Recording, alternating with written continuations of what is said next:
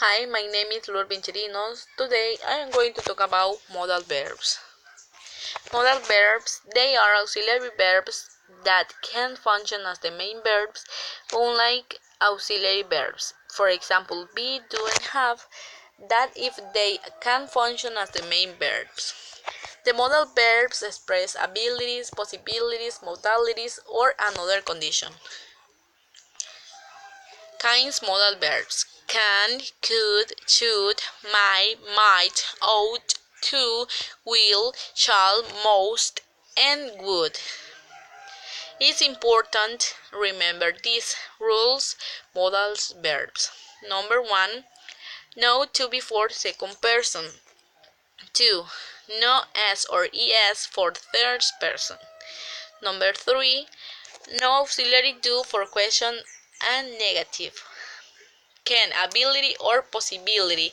If I tell them I didn't communicate anything to them because we need an action verb, while I say I can write. In this case, the action is already complete.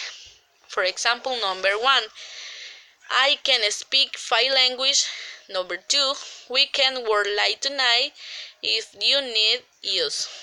Well, now the idea is complete and I have communicate something to you. Interrogative. Sentence the use of can. You can request permission or ask about some possibilities. For example, number 1, can I have a glass of water? Number 2, can you help me? So now I am going to explain could. Could indicate possibility or abilities in past. For example, number 1, Joe could speak Spanish when he was young. Number 2, I couldn't sleep last night. Could can also be used for a possibility in the future. For example, number 1, you could pass the test if you study. Number 2, I think it could rain later. How? Can interrogative phrase could you can request permission or ask about any possibility, but it's more formal. Now I am going to explain my.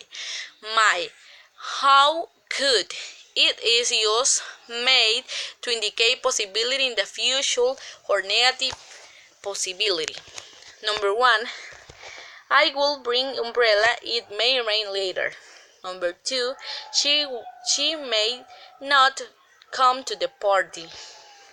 It can also be used to ask permission or 5 instruction. Number 1, you may leave if you like. Number 2, you may use your cell phone now. Number 3, may I go to the bathroom? An interrogative phrase, the use of may is more educated than can or could. Now I am going to explain might. It is used to indicate possibilities in the present or in the future. In this case, it is a synonym of may. Number 1, I will bring an umbrella if might rain later. Number 2, she might not come to the party. Might we can be used to ask permission. Number 1, might I go to the bathroom? Is totally incorrect. I am going to explain should. Should indicate an obligation or recommendation, reflects an opinion about what is right. Number 1, I should call my parent more often. Number 2, you shouldn't work so hard. It used should in the interrogative phrase to ask if there is an obligation or request and recommendation. For example, number 1, should we leave a tip? Number 2, where should they meet you? Well, this is my participation. Thank you for your attention. Good morning, everybody. My name is Thia. Today I am going to explain you what is modal verbs. Ought to, will, should, must, and would. Ought to. It is a synonym of should, although it is less common. Used to show when it is necessary or would be a good thing to perform the activity. For example, she ought to keep smoking. They ought to work less. Never use ought to in interrogative phrase. Will and would. Used to talk about what is going to happen in the future, especially things that you are certain about or things that are happening. For example, I will be a good teacher. I will eat pizza. It would be a good teacher. It would eat pizza.